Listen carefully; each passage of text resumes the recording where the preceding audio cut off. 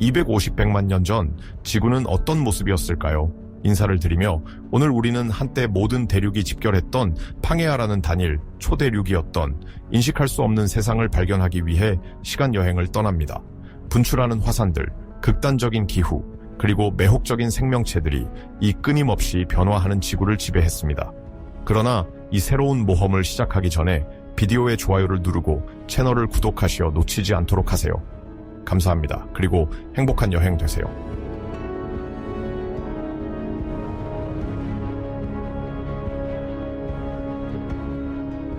이제 우리는 페름기 가장자리에 도착하여 이 중요한 시기에 지질학과 기후를 함께 공부할 것입니다. 페름기는 약 2억 9,900만 년 전부터 2억 5,200만 년 전까지로 주요 전환의 시기였습니다. 이 시기 동안 지상과 해양 생명체는 종종 건조한 기후와 판게아와 같은 초대륙의 출현에 대응하여 다양화되고 변형되었습니다. 그 당시 모든 대륙은 하나의 대륙 덩어리인 판게아로 합쳐졌습니다. 하늘에서 보면 하나의 C자 모양의 섬이 푸른 광활한 바다 한가운데 떠있는 듯 합니다. 대륙 덩어리들이 통합된 것은 처음이 아니지만 하나의 덩어리가 그토록 풍부한 생명으로 가득 찬 것은 처음입니다. 안타깝게도 이 시기의 생명체들은 여러 이유로 인해 창의적으로 생존해야 합니다. 첫째로 이 독특한 구성은 강렬한 판구조론적 활동을 초래합니다. 산맥이 형성되고 분지들이 가라앉으며 판의 움직임은 끊임없이 변형되는 지구를 드러냅니다. 기후 역시 극단적인 성격으로 정의됩니다. 판게아의 내부는 여름의 건조함과 겨울의 혹독함을 포함하는 극심한 기온 변화를 경험합니다. 드넓은 대륙의 확장은 거친 산악 지형의 사막지대 등장을 촉진하며 대륙 가장자리는 해양의 영향을 받아 다소 온화한 조건을 제공합니다. 이 건조함과 습기에 눈에 띄는 대조는 다양한 서식지에 모자이크를 만들어낸 후 복합 생태 네트워크의 기초를 형성하여 생명 진화에 영향을 미칩니다. 이 생명을 구성하는 생명체들은 놀랍고도 효과적인 특성, 독창적인 적응체계, 기발한 신체적 특성을 발전시킵니다. 그리고 어떻게 그처럼 덥고 건조한 기후에서도 자라날 수 있는 식물들에 대해 어떻게 설명할 수 있을까요? 우리의 주인공들, 우리가 알고 있는 세상의 진정한 기본들이 될 시간입니다.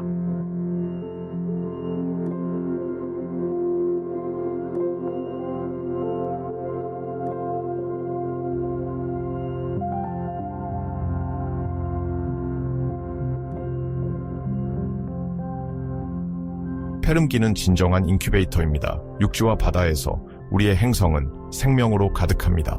우리는 서로 다른 만큼 놀라운 종들을 만납니다. 이 생물 다양성의 풍부함과 겉보기에 평온함에도 불구하고 그들 중 누구도 그들의 시간이 제한되어 있다는 것을 모릅니다. 이 시기가 끝날 무렵 전례 없는 대멸종이 지구를 강타할 것입니다. 이 위기의 결과와 새로이 등장한 종들에 집중할 수도 있지만 멸종 전 지구에 살았던 자들을 이해하는 것이 중요합니다. 누가 굴복했고 누가 생존하며 어떻게 했을까요? 이 질문에 대한 답만이 트라이아스기의 출현과 첫 파충류의 부상을 이해하게 할 것입니다. 우리의 시간 여정에서 몇 분 후 모든 것이 바뀔 예정이지만 현재로서는 생명이 꽤 평화로워 보입니다. 평화롭다는 것은 상대적입니다. 포식자 먹이의 주기는 완벽히 확립되었고 가장 적어도 일부 지역은 다소 연약한 어떤 생명체에도 적대적이었습니다. 먼저 야외에서 육지에 있는 생물들이 어떻게 진화하는지를 보고 그 후 바다에서 해양 동물들이 육지보다 더 평화로운지 확인할 것입니다. 그러나 확실한 것은 없습니다.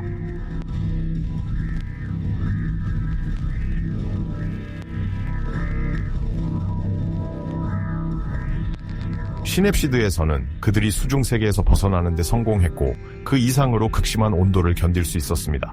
어떻게? 어떤 것에겐 단순히 매우 특별한 등 지느러미 덕분입니다. 네, 여러분이 맞추셨듯이 이는 종종 공룡으로 오인되는 당시 가장 잘 알려진 파충류 중 하나인 디메트로돈과 관련이 있습니다. 같은 범주에서는 에다포사우루스를 언급할 수 있습니다. 그러나 그들을 만나기 전에 육지의 생명의 성우자들인 양서류들이 어떻게 그들의 삶을 연못 가장자리에서 살아가는지 살펴봅시다. 양서류는 이미 이전부터 존재했으며 여전히 페름기에서도 중요한 자리를 차지했습니다. 우리는 앞서 몇몇을 언급했습니다. 부메랑 모양의 머리를 가진 디플로카울루스는 약 1m 길이입니다. 그 이름은 이중 능선이라는 의미입니다. 현재까지 과학자들은 이 유명한 능선의 수수께끼를 풀지 못했습니다. 그 두개골이 그걸로 물살을 잡거나 바닥으로 인도하는 것일까요? 방어 기능을 했을까요? 아니면 오늘날 일부 해양 생물처럼 위장을 위한 것일까요? 우리는 답을 가지고 있지 않습니다. 특히 이 종의 어린 개체들은 부메랑 모양의 머리를 가지고 있지 않는 것 같습니다.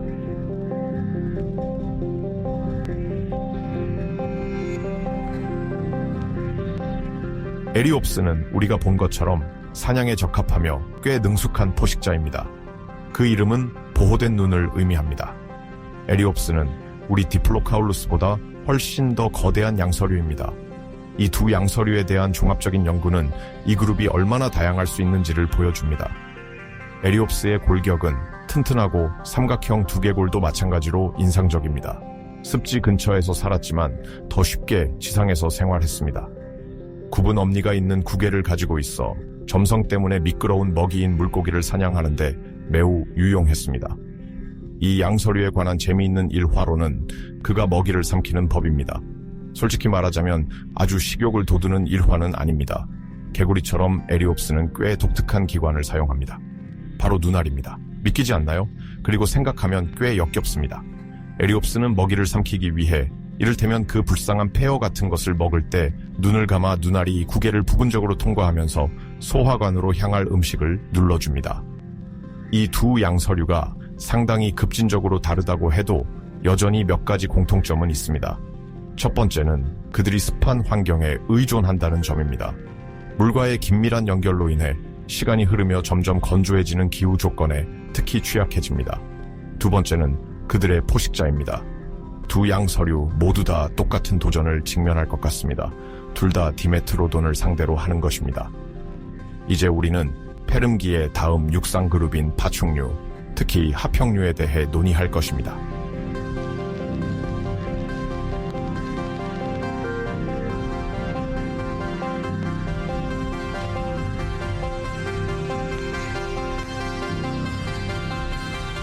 이들 양막류는 이전에 포유류와 유사한 파충류로 불렸으며 포유류의 직접적인 조상입니다.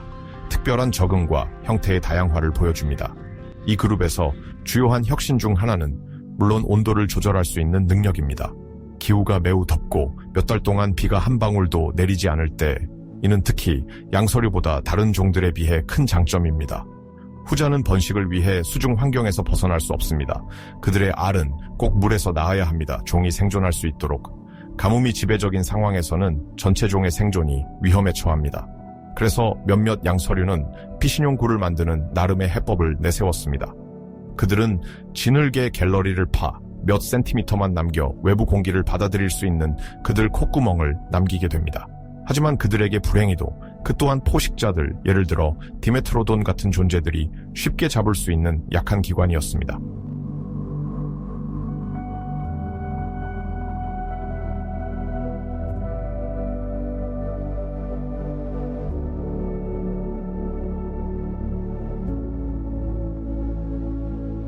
이것은 현재의 텍사스에 위치한 페름기의 델타에 있던 굴에서 발생한 것으로 보입니다. 여기에는 어린 디플로카울루스 그리고 한 에리옵스도 있었습니다.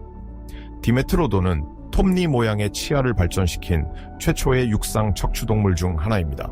굴 안의 먹이를 잡아 놓치지 않는데 매우 효과적입니다. 또한 음식을 자르고 튼튼한 먹이를 다루는 것이 가능합니다. 물리적으로 디메트로돈은 거대한 이구아나 같은 모습입니다. 큰 머리, 긴 도마뱀 꼬리, 큰 몸통, 그리고 등을 따라 큰 도츠 모양을 가지고 있습니다.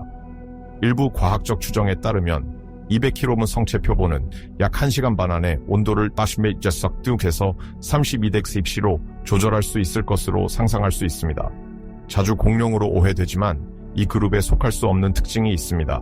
게다가 그들은 훨씬 늦게 나타났기 때문만은 아니라 다리의 측면으로 자란 것이 아니라 수직적으로 자랐다는 점이 공룡과 다릅니다. 이 평균 길이 4.5m의 하평류는 아주 큰 먹이를 공격할 수 있습니다. 생김새와 사냥 능력을 고려할 때 먹이 사슬의 최상위에 있습니다. 우리는 이것을 알파 포식자라고 부를 수 있습니다.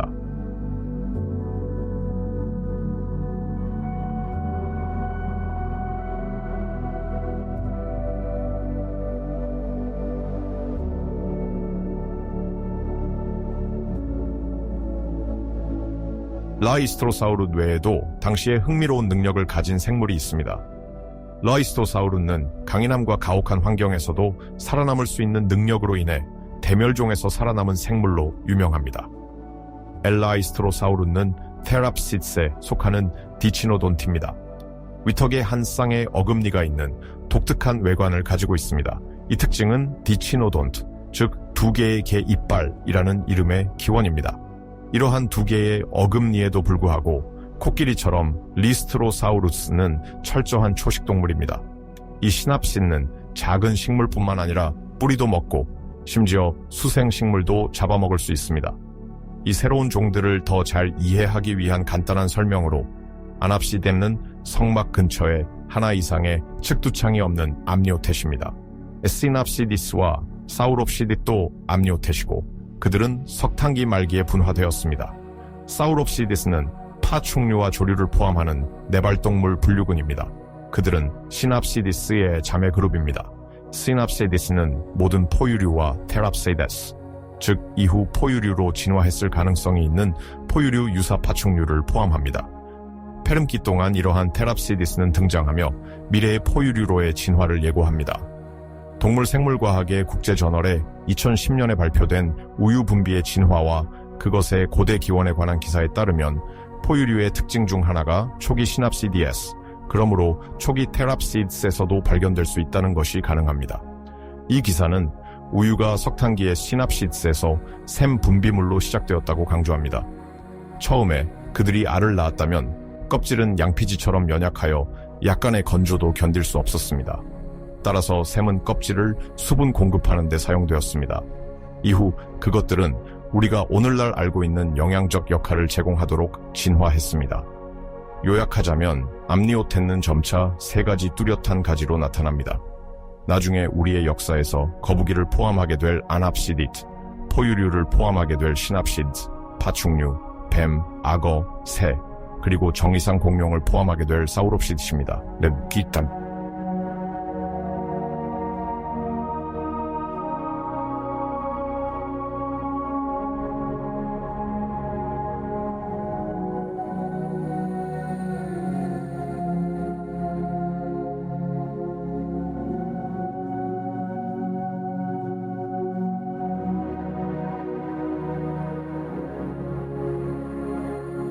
라이스토사우루스는 여전히 포유류와 비슷하지 않습니다.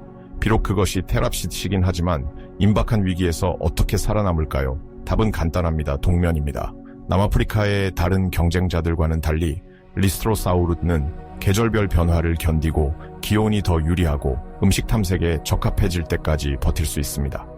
이번에는 육식성인 또 다른 그룹의 테랍시디스가 페름기 초기의 다양성을 보여줍니다. 여기에는 골고놉시안스가 있습니다. 그중 일부는 늑대나 심지어 곰 크기의 종들이 있습니다. 그들은 매우 견고하고 두꺼운 골격과 겉모양의 이빨을 가지고 있습니다. 그들은 남아프리카뿐만 아니라 러시아에서도 발견됩니다.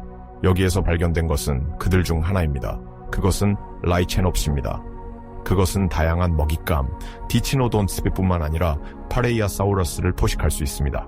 이를 통해 우리는 소수의 원시 파충류를 관찰할 수 있습니다.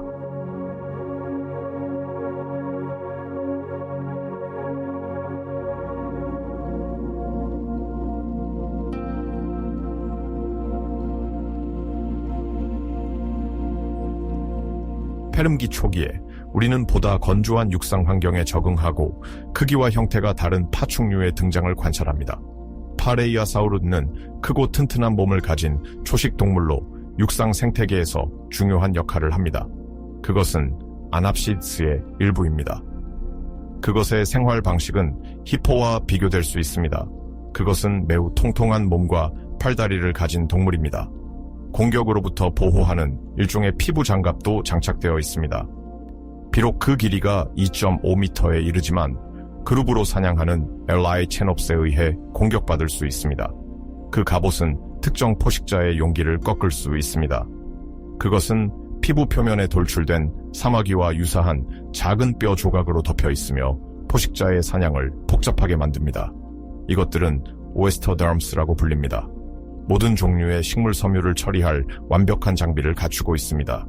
두꺼운 식물 섬유를 자르고 갈기 좋은 잎이 모양의 이빨이 있습니다. 심지어 잎천장에도 이빨이 있습니다. 이제 우리가 육상에서 주요 페름기 주인공들을 가까이서 관찰한 후 바닷속에서 살았던 생물을 살펴보겠습니다.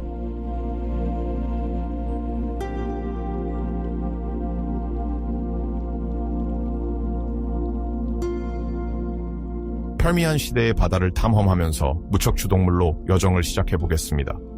이 시기의 바다는 풍부한 무척추동물의 생물 다양성을 자랑했으며 이는 지층을 연대 측정하는 데 필수적이었습니다. 이러한 무척추동물은 당시 해양 먹이사슬의 밑바닥에 위치해 있었습니다. 다양한 그룹, 과, 종이 존재했으며 연체동물, 완족동물, 유공충 등이 있었습니다. 이들 무척추동물이 폭발적으로 번성한 곳이 있다면 바로 테티스 해양입니다. 판게아라는 말발굽 모양의 초대륙에 자리 잡고 있던 이 바다는 침식에 의해 운반된 퇴적물들로 물결치고 있습니다. 이 퇴적물들은 산등성이를 따라 흘러와 물속으로 떨어져 해저에 천천히 쌓이며 먹이사슬의 첫 연결고리를 먹여 살렸습니다. 하지만 이 모든 동물군은 풍부하고 다양한 산호초 없이는 상상할 수 없을 것입니다. 페르미안 시대의 산호초는 정말 놀라웠습니다.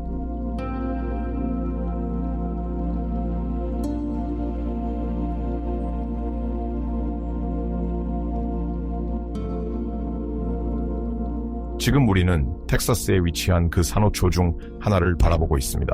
여기에 우리는 기간토퐁이아와 같은 거대한 해면동물을 볼 수 있습니다. 이들은 최대 2m 길이까지 자랄 수 있습니다. 그 자체만으로도 훌륭한 생태적 틈새를 이루지만 많은 다른 해양 건축가들과 함께 공존하고 있습니다. 집단산호와 단독산호의 다양한 종류가 있으며 이 모든 사이에 수중 생명체의 활기가 넘쳐납니다. 필라티소무나 도립테루스와 같은 물고기들도 있는데 이들은 모두 방사선상을 지닌 어류입니다. 이들은 원시적이라고 말하지만 이 그룹은 밝은 미래가 약속되어 있습니다. 도립테루스는 약 14cm 정도의 길이입니다. 이 물고기의 경우 척추 기둥이 꼬리의 윗부분으로 확장되어 있는 것을 볼 수 있습니다. 연골어류와 육기어류, 예를 들어 사르코프테리기안, 실러캔스, 그리고 심지어 두팔류까지도 여전히 다양화와 특화의 탐색을 계속하고 있습니다. 사페이잠펜 해저에는 몇몇 삼엽충이 발견되지만 이 그룹은 점점 더 눈에 띄게 줄어들고 있습니다. 완족동물과 연체동물의 존재로 인한 경쟁이 치열하기 때문입니다. 렙토둔나 스피리페이와 같은 완족동물은 우리가 방금 관찰한 것과 같은 산호초에 여전히 많이 존재하고 있습니다. 이 시대의 스타는 나우틸로이드인 쿠퍼오체라십니다. 두족 연체 동물들이 빠르게 확장하고 있으며 점점 더 다양한 껍질을 과시하고 있습니다. 여기에는 포식자들로부터 자신을 보호하기 위해 가시가 달려 있습니다. 해양을 정복하려는 첫 파충류들, 특히 메소사우루스를 조심해야 합니다. 이는 가장 오래된 파충류 중 하나이며 진정한 갑각류 포식자입니다. 연구자들은 그 두개골과 길고 가느다란 꼬리가 시사하듯 물결형 이동 방식을 사용했다고 믿습니다. 그의 턱은 작은 길쭉하고 날카로운 이빨로 장식되어 있어 작은 껍질을 동화시키기에 완벽하게 설계되었습니다. 메소사우루는 그 사라진 후에도 인간에게 매우 유용했습니다. 이는 대륙이 하나로 통합되었다는 가설을 강화하는 데 도움을 주었습니다. 그 골격에 대한 연구에 따르면 두꺼운 바나나 모양의 갈비뼈가 잠수를 가능하게 했지만 바다를 끝에서 끝까지 건널 수는 없었습니다. 물론 수생 환경에 깊이 얽혀 있었지만 완전히 해방되어 육지에서 벗어나지는 않았습니다. 오늘날의 거북이들이 아직도 하는 것처럼 해변에 알을 낳았을 가능성이 큽니다. 이 해변에서 동면했을 가능성도 높습니다. 연구는 여전히 진행 중이며 페르미안 시대의 상징적인 동물에 대한 더 많은 것을 곧 알게 될 것입니다.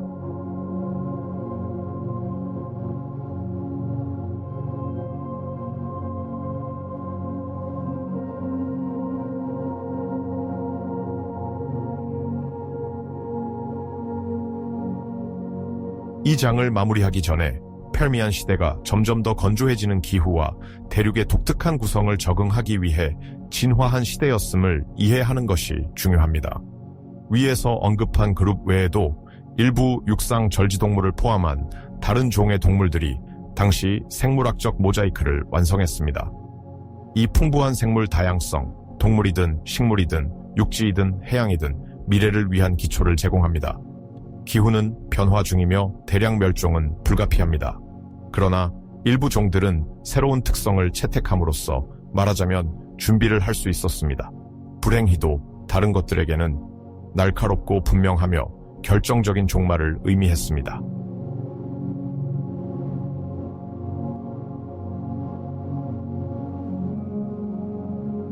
페름기 트라이아스기 생물 위기는 약 2억 5,200만 년 전 발생했으며 지구 역사상 가장 파괴적인 대멸종을 나타냅니다.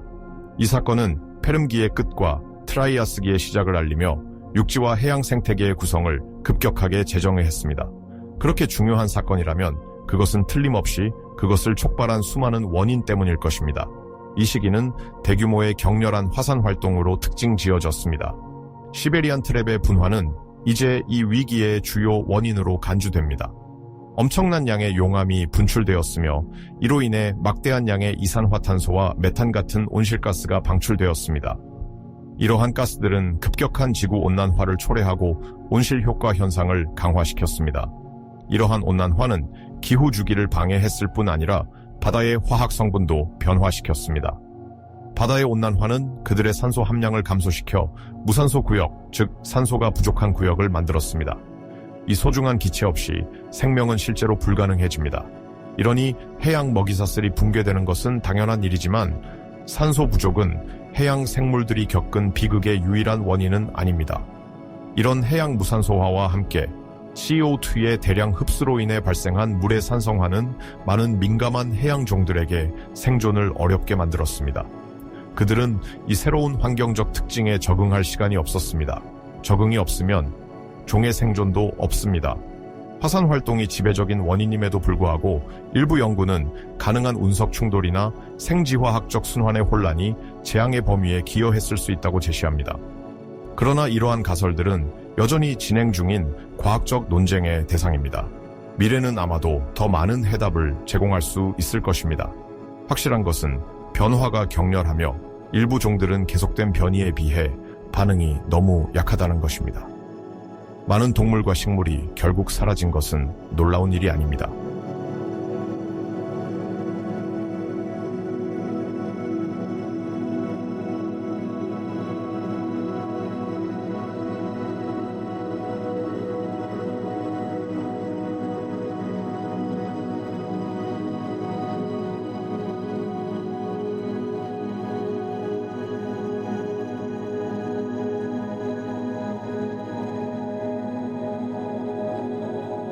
이 생동감 있고 소란스러운 페름기 끝자락에서 지구는 전례 없는 대참사의 현장이 됩니다. 페름기 트라이아스기 멸종. 페름기 트라이아스기 위기는 약 75%의 육지종과 최대 96%의 해양종을 멸종시켰습니다. 많은 군집의 소멸, 예를 들어 특정 삼엽충, 다수의 산호, 몇몇 완종류가 대다수의 무척추동물이 사라지며 당시 존재했던 생물 다양성을 급격히 단순화했습니다. 이 재앙은 새로운 계통의 출현을 가능하게 하였고 트라이아스기를 특징 짓는 진화적 방산의 무대를 마련했습니다.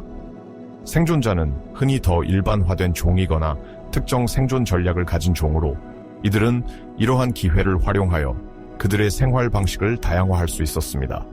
물론 이 위기 이후 생물 다양성의 회복은 수백만 년에 걸친 긴 과정이었습니다.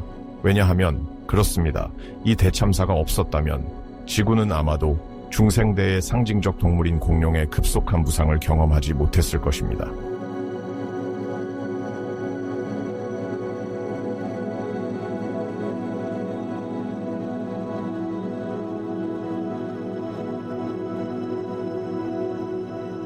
트라이아스기는 2억, 워썸제 200만 년 전부터 2억 100만 년 전까지 이어지는 긴 시대로 중생대의 첫 번째 챕터를 표시합니다.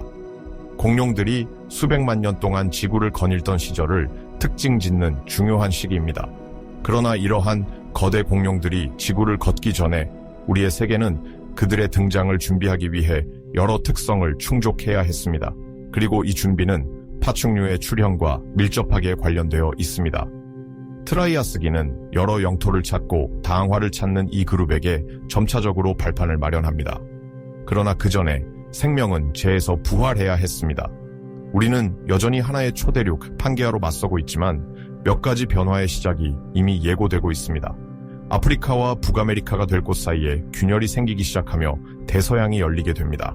이 새롭게 등장한 땅에는 넓은 건조한 평야가 있지만 습한 해안 지역도 존재합니다. 사실 판게아의 큰 규모는 계절성을 피할 수 없게 만듭니다. 여름은 매우 덥고 겨울은 매우 춥습니다. 이는 대륙성 기후입니다. 매우 건조하고 메마른 지역도 있습니다. 이들은 넓은 땅에 걸쳐 있습니다. 그러나 모나수운과 같은 열대지방으로 간주할 수 있는 지역도 있습니다. 이러한 지역은 페르미안 때 이미 언급한 테티스해 근처에 위치해 있습니다. 기후는 침식 위기에서 천천히 회복하는 식물상과 동물상에 확실히 영향을 미칩니다. 살아남은 식물들 중에서는 시카다류, 석송류, 그리고 은행나무류 등의 여러 그룹을 찾을 수 있습니다. 그러나 이러한 그룹들 모두가 서서히 교체되고 육상기후 조건에 더 잘 적응한 새로운 유형의 식물, 즉 침엽수에 의해 대체될 것입니다. 기후가 매우 구역화되면서 이러한 침엽수들은 주로 북반구에 분포합니다. 다른 지역에서는 양치식물과 다른 종자식물들이 여전히 밝은 미래를 가지고 있습니다. 우리는 이 시대의 식물 덮개를 조금 뒤에 다시 방문할 기회를 가질 것입니다. 지금은 동물들이 우리를 기다리고 있으며 그 누구도 아닙니다.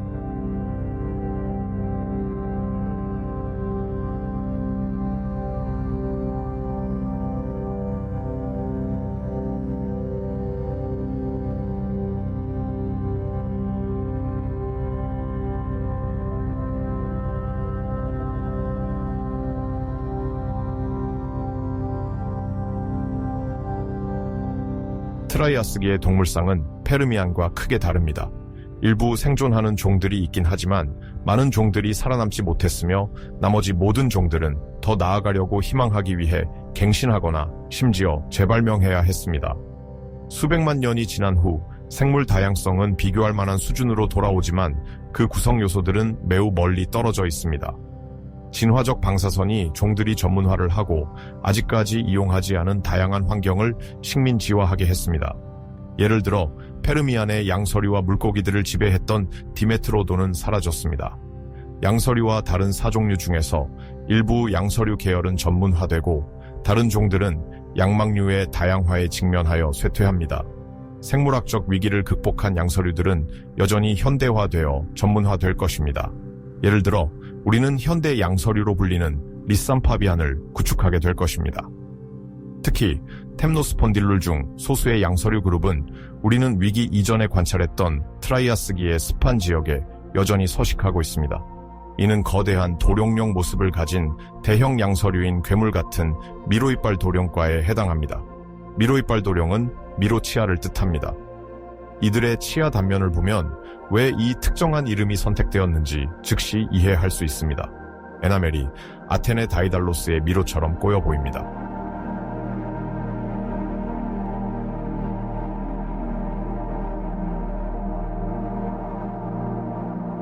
트라이아스기 동안 템노스폰딜 중 메토포사우루스는 두개골판의 도들문으로 인해 주목받습니다. 같은 시기에 다른 종류의 템노스폰딜도 발견되었는데 이들은 거의 7m에 달하는 길이에 도달합니다. 이는 엘소토에 위치한 오늘날 아프리카 려소토의 알웨인스코프에서 발견된 브라키오포이드입니다.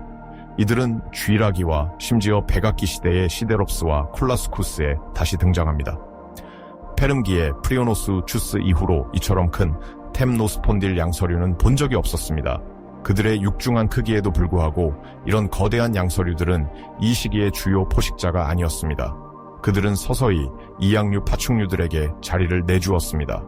이 그룹은 우리가 잘 아는 아르코사우루스의 구성원 중 하나입니다.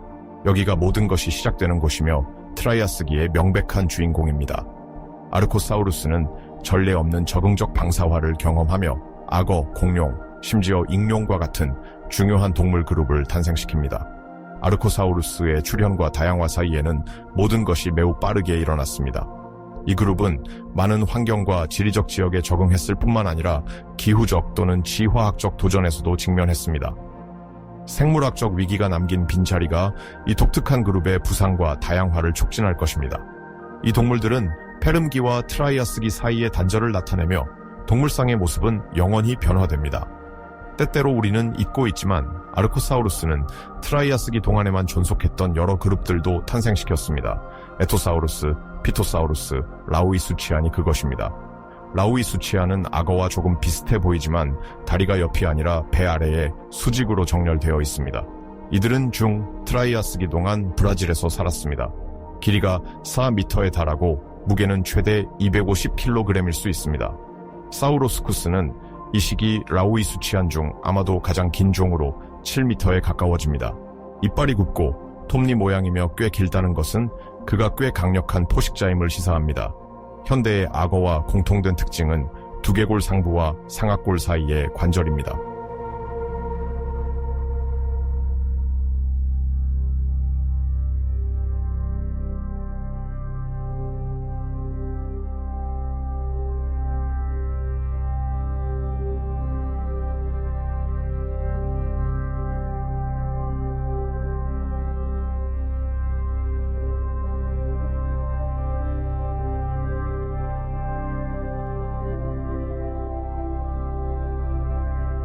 피토사우루스도 악어와 매우 유사해 보입니다. 그들의 신체적 양상이나 생활 방식에서 비슷한 점이 발견됩니다. 턱은 다소 길고 좁으며 수많은 날카로운 이빨이 장착되어 있어 큰 어려움 없이 물고기를 사냥할 수 있습니다.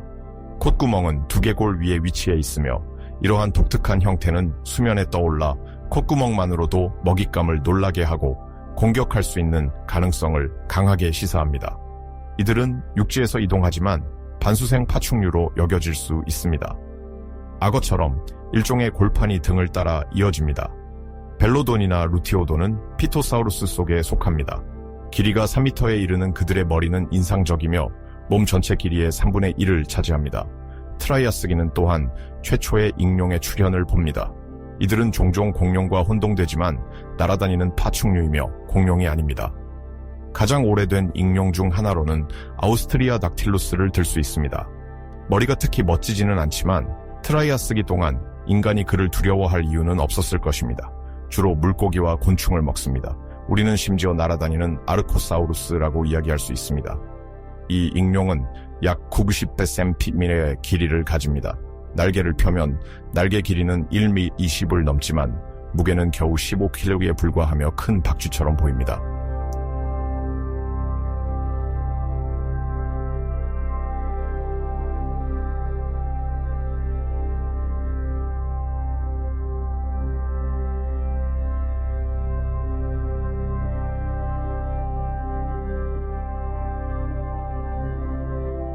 다른 익룡, 예를 들면 오이디모르포돈이나 프론닥틸루스는 비슷한 환경을 공유하지만 외형이 새와 더 유사합니다. 프론닥틸루스는 끝이 잎이나 깃털 모양으로 된 긴 꼬리를 가지고 있습니다. 또한 주로 물고기와 곤충을 먹는 식습관을 가지고 있습니다. 하지만 아르코사우리아는 매우 다양한 외형과 형태를 보여줄 수 있습니다.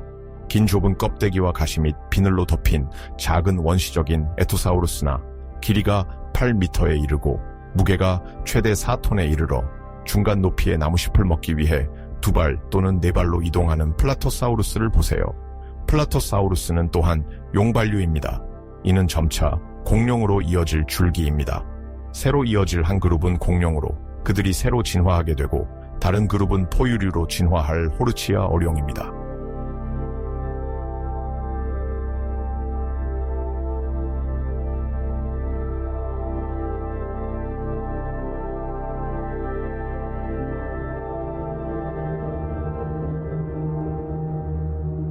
아침의 도둑이라는 시적 의미를 지닌 어랍토르 이오랍토락에 대해 이야기해봅시다. 이 작은 용각류 공룡은 지구상에 존재한 가장 오래된 공룡 중 하나입니다. 이 공룡은 이후에 나타날 다른 공룡들이 가지는 극단적인 신체 크기를 보여주지는 않습니다. 길이는 겨우 1m에 달하며 키는 40cm이고 몸무게는 10kg를 넘지 않습니다.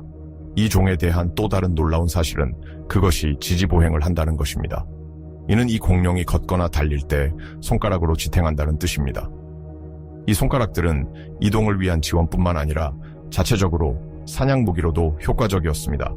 각 손에는 5개의 손가락이 있었으며 그중 3개는 큰 발톱으로 되어 있었습니다. 어랍토르는 사냥 중 이 발톱을 사용하여 먹이를 지면에 고정시켰습니다. 그러나 이 작은 공룡이 뛰어난 사냥꾼이자 독점적인 육식동물이라고 생각해서는 안 됩니다. 어랍토르는 매우 유연한 식성을 가지고 있었습니다. 그것은 작은 동물뿐만 아니라 부드러운 잎사귀도 기분에 따라 먹었습니다. 또 다른 작은 트라이아스기 공룡은 헬레라사우루스입니다. 최초의 공룡이 나타난 이후 두 개의 주요 계통군이 발생했습니다. 바로 용반목과 조반목입니다. 헬레라사우루스는 전제에 속하며 용반목입니다. 이들은 도마뱀 같은 골반을 가지고 있으며 역설적으로 이들은 새로 진화하게 됩니다. 어랍토르와 달리 헬레라사우루스는 뛰어난 사냥꾼이며 그 육식성 식단은 그가 공격하는 다양한 먹이들을 보면 부인할 수 없습니다. 간단히 말해서 헬레라사우루스는 그 생태계에 있는 모든 척추동물들을 먹이로 삼았습니다. 그들이 초식성인 두발류 동물인 링코사우루스를 먹든 디키노돈트리와 같은 초식성 테랍시드류를 먹든 심지어 잡식성인 아이소드루스를 먹든 상관없었습니다. 어랍토르처럼 이 공룡도 손에 세 손가락의 발톱이 있으며 뒷다리의 발가락 중 하나에도 마치 박차처럼 발톱이 있습니다. 그것이 이 작은 업적으로 이룰 수 있게 한 몇 가지 이점이 있다는 점을 주목해야 합니다. 그 턱입니다. 이 공룡의 턱은 매우 유연한 관절과 곡선형 치아를 가지고 있습니다. 이로 인해 먹이를 쉽게 잡을 수 있고 가장 중요한 것은 놓치지 않는다는 것입니다. 그 식단이 의심의 여지가 없는 반면 그 분류는 간단하지 않습니다. 이는 해부학적, 생리학적, 행동적 또는 심지어 분자적 특성까지도 서로 다른 그룹에 속하는 동물입니다. 헬레라사우루스는 공룡의 조건을 충족하지만 비공룡성 아르코사우리아의 많은 특징을 보여줍니다. 이를 공룡 형류라고 말할 수 있습니다. 그 골반은 용반목 공룡의 것처럼 치우친 공룡이지만 치골이 뒤로 기울어져 있습니다.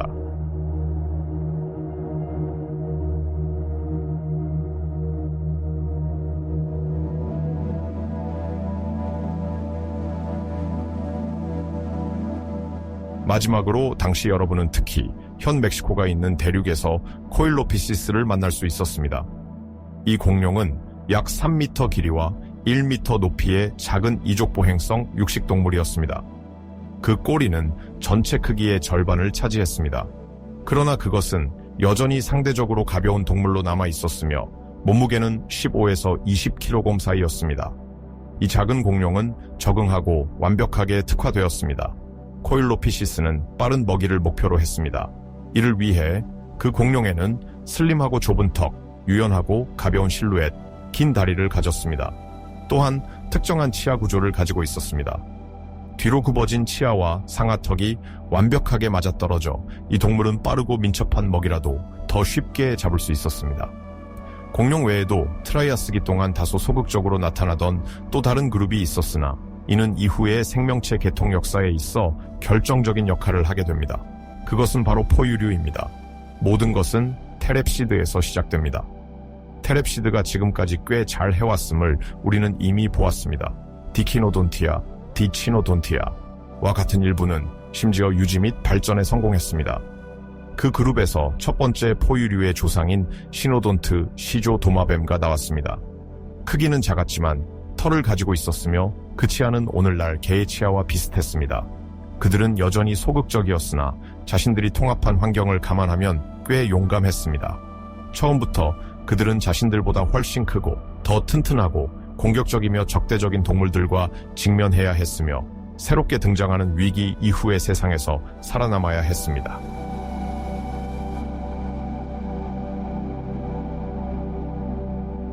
신생동물류는 페름기 말에 나타난 수강류의 하나로 포유류형 파충류 및 밀접한 관련이 있는 기초그룹들을 포함한다. 그러나 이 계통이 진정으로 다양화된 것은 중생대에 이루어졌다. 그중 하나가 모르가누코돈이다. 수강류와 신생동물류 간의 포식자 피식자 관계는 진화 동력을 크게 촉진한다. 서로 맞닥뜨리게 되면서 그들은 항상 자신의 능력 한계를 초과하도록 밀어붙인다. 신생동물류의 경우 적응은 곤충식과 야행성 생활을 하는 방향으로 나아가는 것이다. 많은 포유류형 파충류 계통의 구성원들처럼 모르가누코돈은 작은 야행성 동물이었다. 이는 당시 가장 경쟁력이 떨어지고 도전받는 생태적 지위였기 때문에 그들은 이를 이용하지 않으면 안 되었다. 우리의 작은 포유류형 파충류는 이미 복잡한 턱 구조를 가지고 있었다. 하지만 그것은 포유류와 파충류 및 수강류의 미래적 특징을 모두 포함하고 있다. 실제로 하악골과 인두골은 포유류를 시사하지만 파충류의 관절골과 쿼드레이트골도 발견된다. 곤충식과 야행성 생활을 위한 전문화는 그룹이 새로운 특성을 채택하도록 촉진할 것이다. 먼저 치아는 곤충을 포획하고 가루로 만들기 위해 분화될 것이다. 그 다음으로 청각과 후각 같은 감각들이 상당히 발전할 것이다. 뇌의 발달과 정보를 보다 잘 분석하기 위해 뇌엽의 증가가 관찰된다. 우리는 심지어 털의 출현을 통해 열차단에서의 첫 번째 적응을 보기 시작한다. 이와 같이 지구는 트라이아스기 동안 크게 변화하고 있다. 페름기와 중생대의 첫 장 사이의 단절은 정말 놀랍다. 대부분의 페름기 그룹들이 멸종하면서 생존한 종들은 이 새로운 전환의 이점을 활용하기 위해 노력했다. 그들은 전문화되고 발전하며 계속해서 확장되는 영토를 정복하는 데 성공했다. 이것은 대륙에서만의 일이 아니다. 바다에서도 똑같은 일이 일어나고 있다. 해양 파충류의 수가 단 몇백만 년 만에 엄청나게 늘어났다. 테티스해의 바다로 잠수할 때가 되었다. 여기서도 얼마나 많은 것들이 변했는지를 인식할 필요가 있다.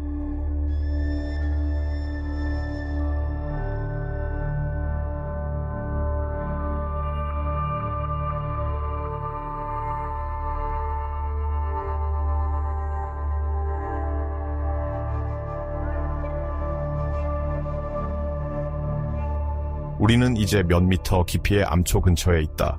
생명은 항상 이러한 건축적 경이로움에서 가장 번성하게 마련이다. 여기에 해양 생명이 탄생하는 요람이 있다. 위기 이후 바다는 처음엔 재생하는데 많은 어려움을 겪었다. 모든 것이 너무 황폐해지고 혼란스러웠다. 수백만 년 후 암초가 다시 형성되기 시작했다. 그러나 이제 테트라코랄 관상 경산호가 아니라 주로 육각 경산호가 발견된다. 크리노이드와 같은 다른 동물들 또한 이 암초의 건설과 풍부함에 기여한다. 트라이아스기 동안 예를 들어 앵크라이너스는 해양꽃과 다소 닮았다. 수많은 조류도 해저를 풍부하게 한다. 이렇게 해서 암초는 그 위험을 되찾고 결국 생명을 품을 수 있게 된다. 여러 물고기, 특히 방사상어류는 트라이아스 해양 생태계의 다양화와 복잡성에 기여한다. 예로는 약 20cm 길이의 보바사트라니아가 있다. 그것은 다이아몬드 모양의 몸과 약간 갈라진 꼬리, 긴 가슴 지느러미를 가지고 있다. 그 크기는 비교적 겸손하지만 육식 동물이다. 그 이빨을 보면 아마 조개류를 먹고 살았을 것이다. 같은 시기에 또 다른 방사상어류는 펄레이두스다. 이는 약간 더 작으며 약 15cm 길이로 매우 유연한 등 지느러미와 항문 지느러미를 가지고 있다. 과학 커뮤니티에서 수행한 연구에 따르면 물속에서 비교적 민첩한 수영을 할 수 있는 것으로 보인다. 그렇지만 그 생활 환경은 많은 도전을 포함하고 있다. 이 물고기들 근처에 떠다니는 것을 관찰하기만 하면 된다.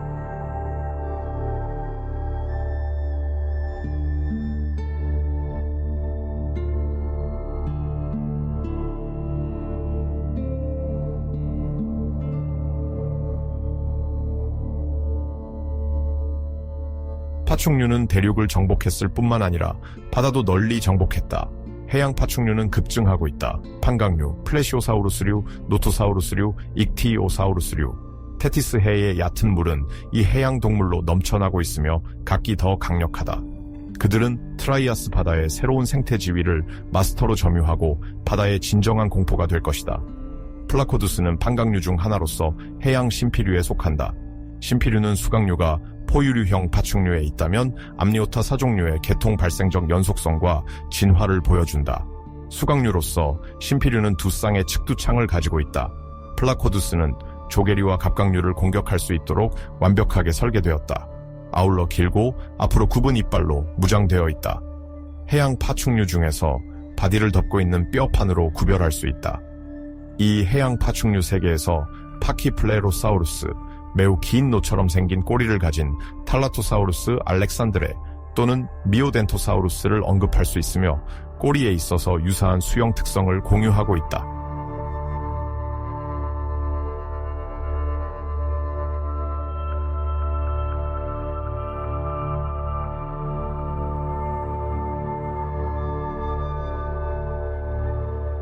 다른 종류로는 노토사우루스가 있습니다. 길고 특이한 목과 물갈퀴 발을 가지고 있습니다. 그 이름은 거짓 도마뱀을 의미합니다. 플라코두스처럼 반수생으로 간주됩니다. 그 생활 방식을 더 잘 이해하려면 현재의 바다표범과 비교할 수 있습니다. 대부분의 시간을 물속에서 사냥하는 데 보냅니다. 일반적으로 물고기를 이빨 사이에 이글리하게 넣습니다. 믹소사우루스와 같은 다른 파충류는 익룡류에 속합니다. 이 파충류 그룹은 해양 환경에 가장 잘 적응한 것으로 보입니다. 등지 느러미가 있으며 독점적으로 수생이고 물속에서 완벽하게 적응합니다. 유선형의 실루엣과 수중 시력에 적합한 눈을 가지고 있습니다. 돌고래처럼 보이지만 전혀 관련이 없습니다. 길이는 1m 미만이며 20kg를 넘지 않는 경우가 드뭅니다. 일부 과학자, 특히 바이에른의 동물학자 거르그 바우어는 동물의 꼬리가 이후 기간의 익룡류를 두 개의 별개의 그룹으로 세분화할 특성 중 하나라고 믿습니다. 묘소포스처럼 뱀장어 모양을 채택하는 그룹과 돌고래 모양을 선호하는 익룡류입니다. 그들의 다양성은 그들의 진화만큼이나 놀랍습니다. 특히 이 동물들이 결국 수중 생활에 적응한 육지 레피도사우로모르프 다이압시드 계통에서 진화했다는 것을 알 때 그렇습니다. 오늘날 완전히 수생인 또 다른 그룹에서도 같은 진화 과정을 볼 수 있습니다. 이 동물들은 실제로 땅에서 첫걸음을 내디뎠습니다.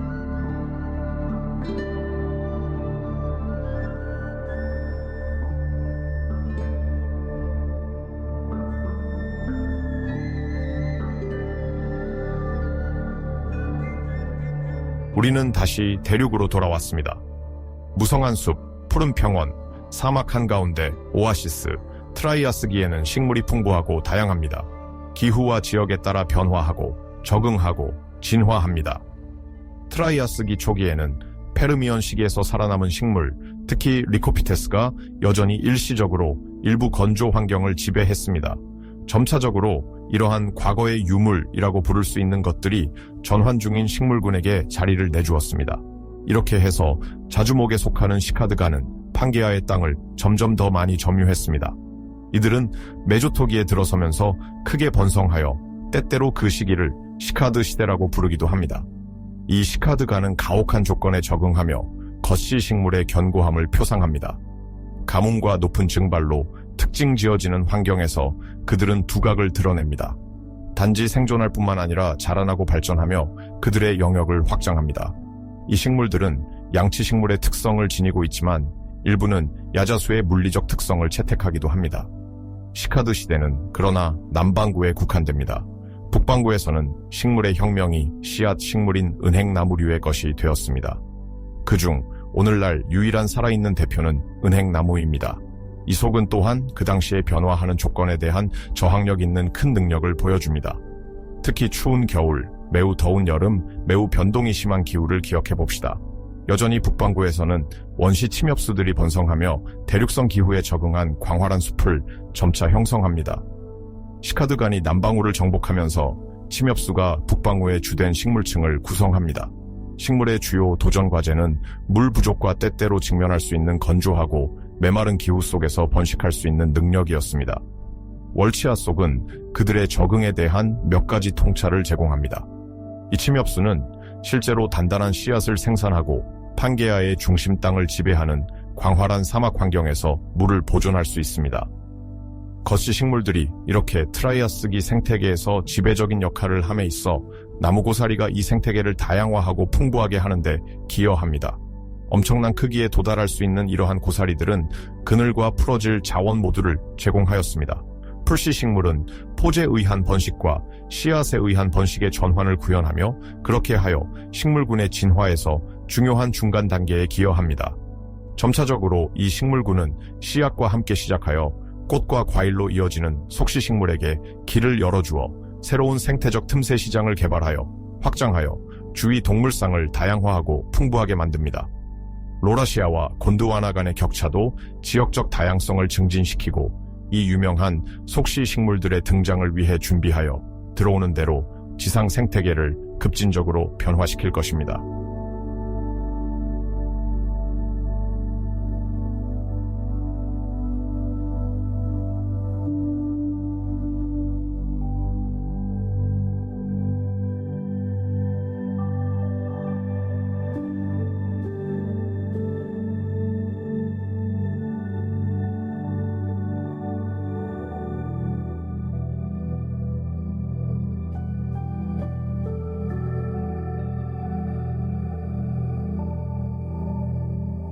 트라이아스기 말기에 생물권은 또 다른 주요 위기를 경험하는데 이를 종종 트라이아스기 쥐락이 대량 멸종이라고 부릅니다.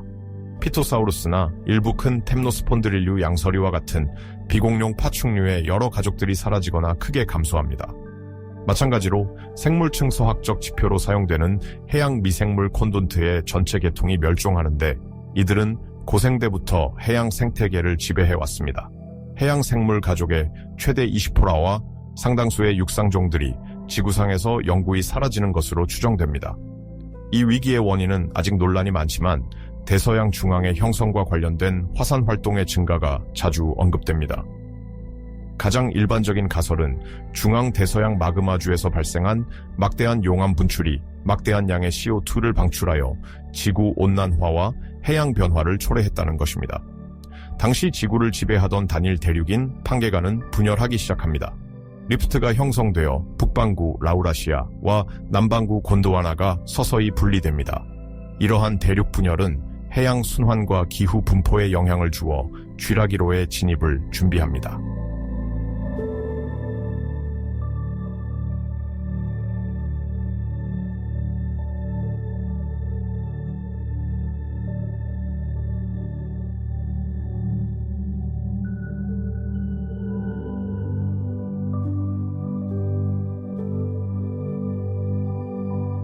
쥐라기 초기에 2억 년 전 트라이아스기 쥐라기 위기는 많은 생태적 틈새를 남겼고 트라이아스기 말기에 이미 나타난 공룡들이 대륙에 널리 자리를 잡게 했습니다.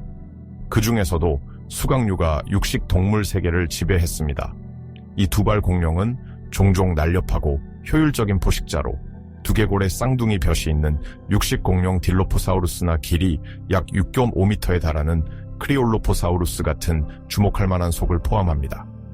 용각류는 트라이아스기의 첫 초식 공룡인 플라토사우루스의 후손으로 더 거대한 형태로 진화했습니다. 마지막 전용 각류는 진정한 용각류, 즉 긴 목과 웅장한 실루엣을 가진 사족보행 공룡들에게 자리를 내주었으며 향후 브라키오사우루스나 디플로도쿠스 같은 거인으로 이어지게 됩니다. 쥐라기 초기에 그들은 더 작은 크기를 유지했지만 이미 길이 10m를 넘는 정도 존재합니다. 쥐라기 초기의 기후는 판게가의 점진적 분열로 인해 풍경의 차별화를 보여줍니다. 광대한 습윤 해안 지역이 발달했고 대륙 내부는 건조하거나 계절적 강수 체제를 겪었습니다. 새로운 산맥은 바람과 비의 순환을 변화시켜 각각 다른 식물을 촉진했습니다. 계절적 기후에서는 아라우카리아와 가까운 친척에 속하는 침엽수가 지배했으며 나무 고사리, 소철, 은행나무 속 식물이 더 습한 지역에서 번성하여 다양한 식물층을 형성했고 확장하는 초식 동물의 먹이가 되었습니다. 해양에서는 수개의 재조직화가 이루어져 생명이 다양하게 폭발하는 내륙 해양 분지가 형성되었습니다. 나선형 껍데기를 가진 두 종류 암모나이트는 다양한 형태와 크기의 수많은 종으로 번성했습니다. 오징어의 친척인 벨렘나이트도 급증했습니다. 어류 중에서는 방사형을 띤 액티놉테리지안이 그들의 상승을 계속하며 형태와 포식 전략을 다양화했습니다. 해양 파충류도 다양성이 증가하여 우아한 긴 목을 가진 첫 플레이시오사우루스가 강력한 턱을 가진 사냥꾼인 매크로플라타를 포함한 플리오사우루스와 함께 등장했습니다. 익티오사우루스는 대양에서의 사냥을 더욱 전문화하였고 거대한 눈을 가진 옵탈모사우루스를 포함한 종들은 깊은 곳에서 먹이를 발견할 수 있었습니다.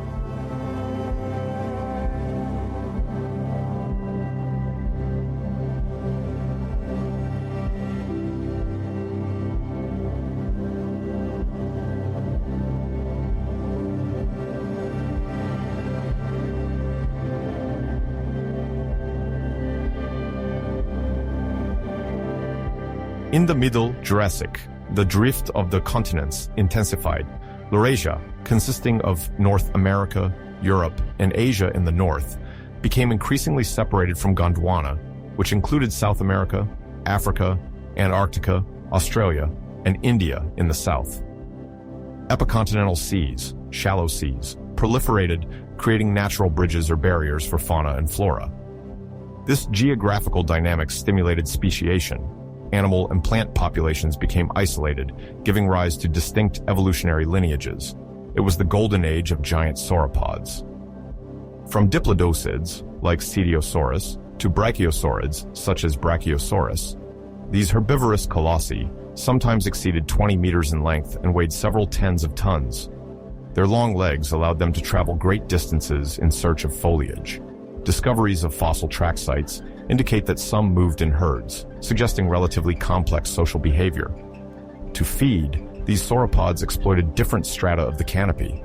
Some, with shorter necks, grazed near the ground, while others, with immense necks, reached the highest treetops. The coniferous and tree fern forests thrived in the relative humidity of river basins and expanded impressively. In these forests, small herbivorous dinosaurs, primitive ornithopods like Camptosaurus, remained more discreet under the canopy. The population boom of large herbivores also favored the emergence of formidable predators. On the carnivore side, theropods diversified. Megalosaurids, for example, included massive hunters, such as Megalosaurus. Allosauroids gradually emerged. Allosaurus would begin to dominate at the end of the Middle Jurassic, and especially in the Late Jurassic. These several-ton superpredators hunted alone or in small groups, likely targeting more vulnerable sauropods. In the skies, pterosaurs gained in variety. Rhamphorhynchids, like Rhamphorhynchus, still retained long tails with diamond-shaped tips, while pterodactyloids began to develop a more modern morphology, characterized by shortened tails and sometimes crested skulls. On the vegetation front, the end of the Middle Jurassic saw the expansion of Podocarpus-type conifers and Araucariaceae, as well as the persistence of ginkgophytes. The moist soils were often covered with a dense layer of horsetails and ferns.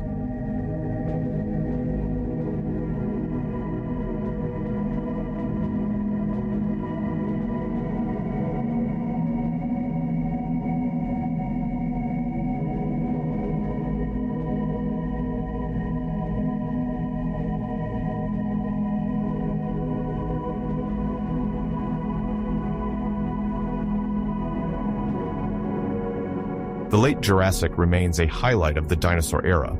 Famous geological formations, like the Morrison Formation in North America or the Tendaguru Formation in Tanzania, have yielded numerous emblematic fossils. Sauropods still dominated the landscapes. Apatosaurus, Diplodocus, Brontosaurus, Brachiosaurus, and even Giraffatitan reached colossal dimensions. Meanwhile, stegosaurs, with Stegosaurus as a major representative, boasted dorsal plates with thermoregulatory or display functions. Some defended themselves with formidable tail spikes. Theropods continued their ascent. Allosaurus, a large carnivore that could measure up to 9 meters long, reigned supreme over the Morrison Formation, alongside other predators like Ceratosaurus or Torvosaurus. In Europe, limestone terrains, particularly in southern Germany, the Solnhofen area, reveal remarkably preserved fossils of marine animals, insects, and especially a crucial evolutionary link, Archaeopteryx. This feathered animal, long considered the first bird, illustrates the transition between feathered dinosaurs and true flight. It possesses reptilian features, teeth, claws on the wings, long bony tail, but also asymmetrical flight feathers, evidence of an adaptation to aerial movement, even though its flight must have been rather clumsy. The Late Jurassic also saw the diversification of primitive mammals. Cynodonts evolved into varied mammalia forms, such as Morganucodon, which appeared in the Triassic, or Docodon. Their nocturnal, insectivorous, or omnivorous lifestyle remained confined to niches little exploited by diurnal dinosaurs. On the plant front, conifer forests persisted, and ferns, cycads, and Bennettii tails, plants with complex cones, were abundant. Brachiopods, ammonites, and belemnites thrived in warm seas, accompanied by plesiosaurs and sometimes gigantic pliosaurs, such as Pliosaurus.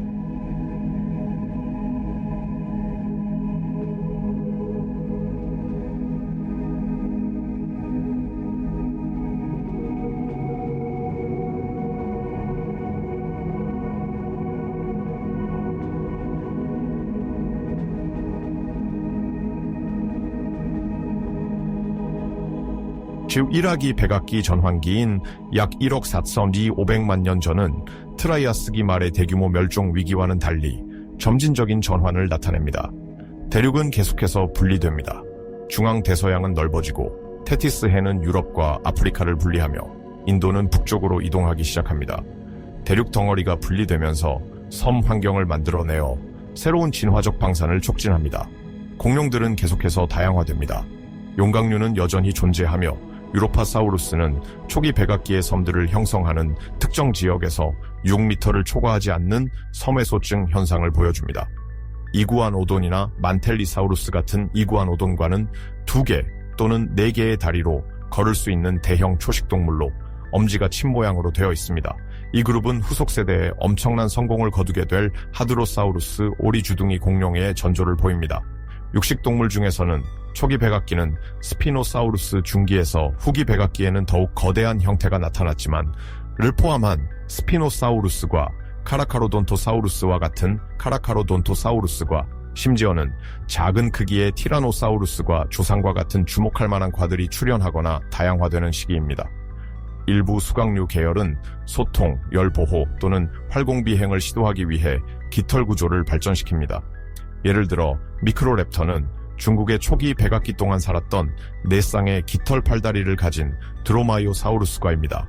식물 부문에서는 중요한 혁명이 시작됩니다. 속시식물, 즉 꽃식물의 등장과 다양화입니다. 최초의 신뢰할 수 있는 화석 흔적은 초기 백악기 약 1억 3천만, 1억 2,500만 년 전으로 거슬러 올라가지만 그 조상은 열대 또는 아열대 환경에서 발달했을 가능성이 큽니다. 꽃은 자방 속에서 배주를 보호하여 더 정교한 수분 전략을 촉진합니다. 이는 원시비, 딱정벌레, 기본적인 나비와 같은 수분곤충의 다양화와 맞물려 새로운 생태 네트워크를 형성합니다. 침엽수, 소철, 양치류는 여전히 중요하지만 속시식물은 점차 그 자리를 차지하기 시작합니다.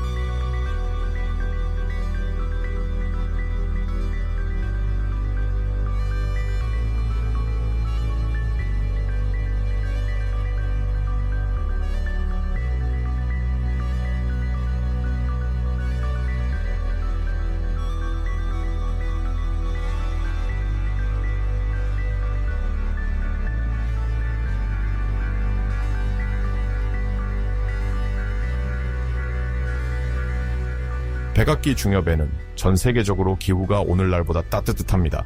극지방의 얼음 모자도 거의 존재하지 않으며 해수면 상승으로 대륙 일부가 침수됩니다.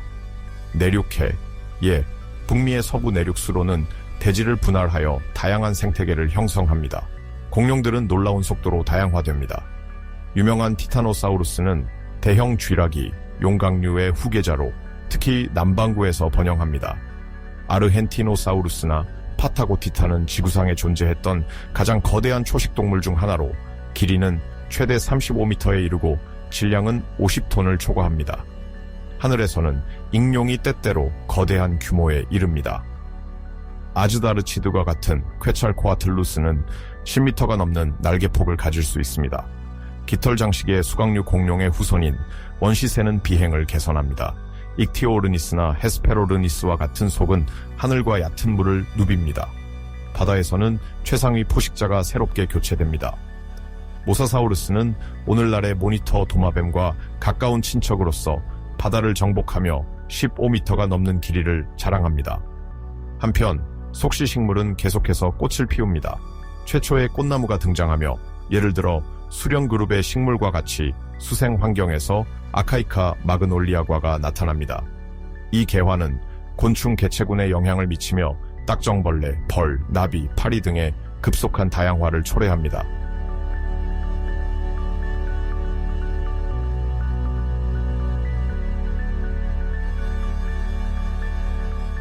약 600만 년 전 격변적인 사건이 백악기 시대를 끝냈습니다. 백악기 팔럿의 대멸종, 이는 전체 종의 약 75%가 사라지게 했으며 비조류 공룡, 큰 해양 파충류, 모사사우루스, 플래시오사우루스 및 많은 익룡이 포함됩니다. 번성하던 암모나이트 역시 대부분 멸종했습니다.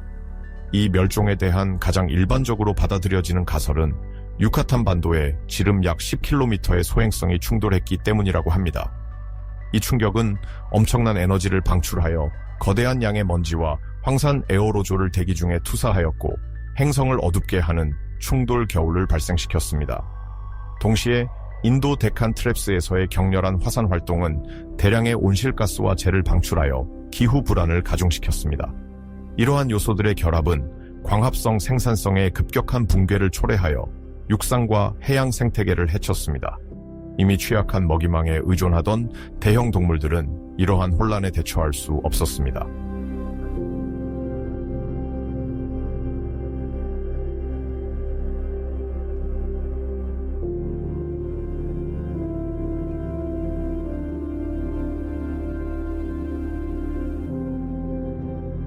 백악기 말기에 중생대는 갑작스럽게 끝이 났습니다. 비조류 공룡, 거대한 익룡 및 해양 파충류에 의해 지배받던 어제의 세계는 새로운 세계로 바뀌었습니다. 포유류는 거대 파충류의 강요된 경쟁에서 벗어나며 팔로세 초기에 경이로운 진화적 방사화를 시작했습니다. 새들은 하늘에서 깃털이 있는 수강류의 직접적인 후예로 다양화되었습니다. 꽃식물은 곤충과의 공진화에 의해 촉진되어 숲의 구조적 우위를 확고하게 차지했습니다. 대륙은 계속해서 표류하며 오늘날 우리가 알고 있는 지리적 형태를 서서히 형성했습니다. 대서양은 넓어졌고 인도는 아시아와 천천히 부딪히며 히말라야 산맥의 융기를 촉발했습니다. 남아메리카와 아프리카는 더 이상 연결되어 있지 않으며 남극 대륙은 극지로 향해 분리되어 나갔습니다. 이 세계적 역동성은 트라이아스기 초부터 시작되어 장기적인 해양 흐름과 기후에 영향을 주어 새로운 동,